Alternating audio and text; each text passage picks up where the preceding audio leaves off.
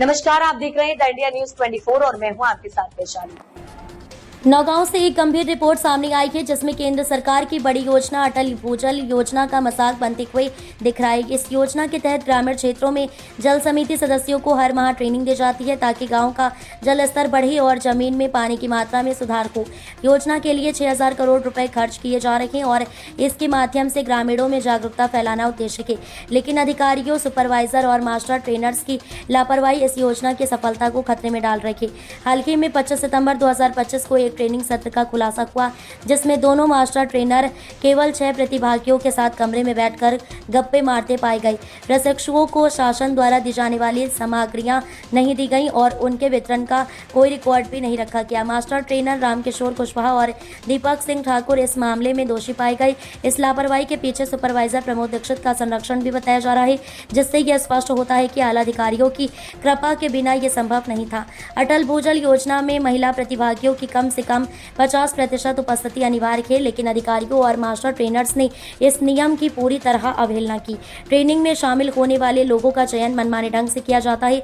कभी राह चलते किसी व्यक्ति को बैठा दिया जाता है तो कभी टैक्सी वालों का रजिस्ट्रेशन करके उन्हें प्रशिक्षु बनाना पड़ता है। समय और सत्र की सेटिंग मोबाइल के जरिए बदल दी जाती है। सारी गतिविधियों को सिर्फ फोटो खींचने तक सीमित रखा गया है और वास्तविक ट्रेनिंग बिल्कुल नहीं दी जा रही है। इस लापरवाही से गाँव में योजना का मूल उद्देश्य प्रभावित हो रहा है। ग्रामीणों जो भारत की रीढ़ की हड्डी माने जाते हैं, उन्हें केवल नमकीन और बिस्किट बांटकर संतुष्ट किया जा रहा है। योजना के लिए खर्च किए गए भारी संसाधनों का कोई वास्तविक लाभ नहीं मिल रहा है। इसके चलते ग्रामीणों में जल स्तर बढ़ाने और सतत जल प्रबंधन की दिशा में कोई प्रगति नहीं हो पा रही है। ये दृश्य योजना की गंभीरता और अधिकारियों की मनमानी को उजागर करता है। स्थिति इतनी गंभीर है कि शासन और प्रशासन को तुरंत हस्तक्षेप करना चाहिए। अटल भूजल योजना जैसे बड़े पैमाने की योजनाओं का उद्देश्य केवल रिपोर्ट बनाने और फोटो खींचने तक सीमित नहीं होना चाहिए। अधिकारियों और सुपरवाइजरों को नियमों का पालन करने, प्रशिक्षण सत्रों को व्यवस्थित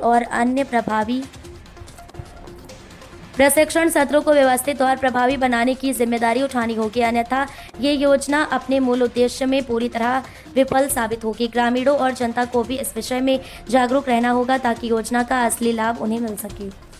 अब तक के लिए इतना ही। वीडियो को लाइक और शेयर करें और चैनल को सब्सक्राइब करें।